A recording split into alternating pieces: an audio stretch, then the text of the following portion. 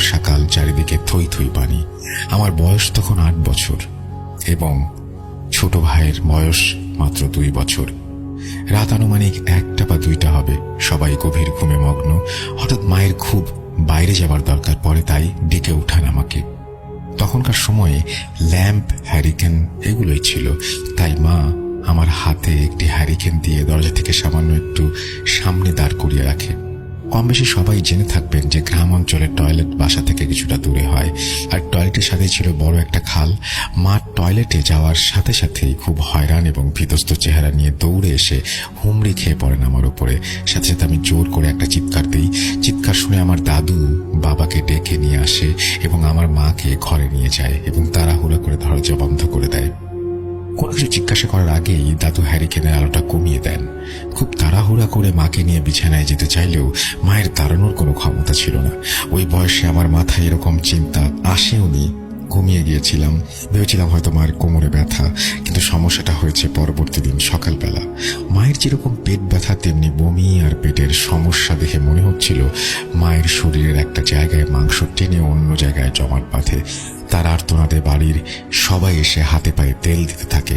তখন ডাক্তার কাছাকাছি না থাকাতে কোনো একভাবে আমার চাচা একজন ডাক্তার নিয়ে আসে, কিন্তু ডাক্তার এসে বলে মা নাকি আর বাঁচবে না।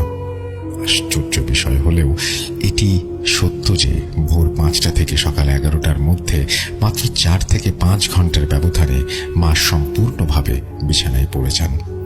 তার খাওয়া দাওয়া, নড়াচড়া, এমনকি মুখের কথাটা পর্যন্ত বন্ধ হয়ে যায় এবং দিনটি শুক্রবার হওয়াতে 12টায় আজানের ঠিক শেষ মুহূর্তে আমার মা এই দুনিয়ায় শেষ নিঃশ্বাস ত্যাগ করেন।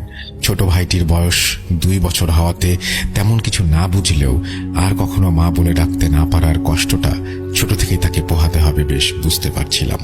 এরপর নামাজ শেষে জানাজা হয় এবং তারপরে হুজুর আমাদের সাথে দেখা করেন এবং আমার ছোট ভাইকে মাথায় হাত বুলিয়ে দেন। শেষে আমার বাবাকে সহ আমাদের 4টা তাবিজ দিয়ে যান এবং আমাদের ঘর বন্ধ করে দিয়ে যান। কিন্তু আমার মায়ের শেষ নিঃশ্বাসের বিনিময়ে থামেনি এই মৃত্যু। মা নাকি তার মুখ থেকে জবান বন্ধ হবার ঠিক আগ মুহূর্তে শুধু একটি কথাই বারবার বলে যায়, আর সেটি হলো 7 জন জিন, ওরা 7 জন, ওরা সবাইকে নিয়ে যাবে।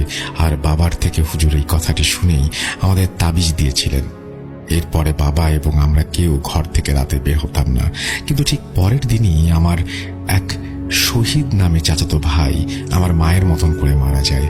এতে পুরো বাড়ির সবাই, আশেপাশের সবাই ভীতস্ত হয়ে পড়ে। এরপরে আমার মামি অনেকের বারণ উপেক্ষা করে আমাদের দেখতে আসে, কিন্তু আশ্চর্যজনকভাবে আমার মামি 3 দিন পরে মারা যায়। এরপরে এক চাচাতো ভাইয়ের বউ, তার 3টি ছোট বাচ্চা, যার মধ্যে একজন আমার থেকে 1 বছরের ছোট ছিল। এরপরে নূরজাহান নামে এক চাচাতো বোন ঠিক একইভাবে মারা যায়। এরপরে ঘটে গা শিউরে ওঠার মতো ঘটনা। চাচাতো বোন মারা যাওয়ার পরে আসর নামাজ বাদ তার জানাজা দেওয়া হয়, কিন্তু আমাদের সেই হুজুর জানাজা দেওয়ার পরেই তিনিও তার পরের দিনই মারা গেলেন। এরপরে 6 দিনে 4 জন মারা যায়। কে কখন মৃত্যুর দেখা পাবে প্রতিটা মুহূর্ত কাটতে লাগলো আতঙ্কে। এরপর মাগরিবের আগেই সবাই যে যার ঘরে চলে যেত। এরপরে এটির একটা বিহিত করার জন্য সবাই মিলে একজন হুজুর খুঁজছিল, কিন্তু এমন কিছু শোনার পরে কেউই আসতে রাজি হচ্ছিল না। এরপরে অনেক খুঁজে বড় একজন আলেম বাড়িতে নিয়ে আসা হয়, কিন্তু সে বাড়িতে প্রবেশ করার সাথে সাথেই বলে দিলেন এই কাজ তার পক্ষে করা অসম্ভব এবং সে 3 দিন পরে আরো 3 জন নিয়ে আসবেন এর বিহিত করার জন্য বললেন। আর এই 3 দিন কেউ মাছ, মাংস, এমনকি বাগার দেওয়ার মতো কোনো তরকারিও রান্না করতে পারবে না এই বাড়িতে। আর ঠিক যতদিন এমন থাকবে ততদিন শুধু করলা, লাউ, দুধ খেতে হবে। এটি টানা 27 দিন করতে হয়েছে। 3 দিন পরে যে হুজুর 3 জন ফকির নিয়ে আসেন, এর মধ্যে ফকির যে ছিলেন তার নাম ছিল হাশেম ফকির। তিনি বাড়িতে ঢুকেই আমাদের বললেন যে অনেক দেরি করে ফেলেছেন, যাই হোক তবে এর বিহিত করেই ছাড়বো ইনশাল্লাহ। এরপরে শুরু হয় তার কার্যক্রম। সন্ধ্যার পরেই বাড়ির উঠোনের মাঝখানে বড় গর্ত করে আগুন জ্বালিয়ে দিতেন এবং 2 থেকে 3 কেজি শুকনো মরিচ পোড়াতেন। কিন্তু আশ্চর্যের বিষয় হলো এতে মরিচ পোড়ানোর কোনো গন্ধই হতো না। আর একই কাজের সময় বাড়ির কেউ ঘর থেকে বের হতে পারত না এবং সব মহিলাদের মাথায় কাপড় দেওয়া ছিল বাধ্যতামূলক।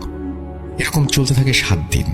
এর মাঝে 3য় দিনের সময় বড় ফকির তার একজন সঙ্গীর ওপরে সেই 7 জন জিনের সর্দারকে হাজির করেন। অনেক তর্ক বিতর্ক জেরা করা হয়। তারপর কথাটা ছিল এরকম, তোরা কারা, কোথা থেকে এসেছিস, কতজন এসেছিস, এর জান নিচ্ছিস? আমরা পূর্ব নদী থেকে এসেছি, আমরা 7 জন, আমাদের চালান করা হয়েছে, 21টা জান না নিয়ে যাব না। অনেক হয়েছে, এবার অন্যদিকে যা, আমি থাকতে আর কোনো জান যাবে না। এরপর তার সঙ্গী অবচেতন হয়ে যায় এবং তার পরের দিন প্রতি রাতে একইভাবে আগুন ধরিয়ে 1 থেকে 2 কেজি করে শুকনো মরিচ পোড়ানো হতো। কিন্তু ফকিরদের মরিচ পুরানো আর সারা বাড়ি মহড়া দেয়া শেষ মুহূর্তে মনে হতো কেউ সারা বাড়ি দিয়ে শুকনো গাছপালা টেনে হিঁচড়ে নিয়ে যাচ্ছে।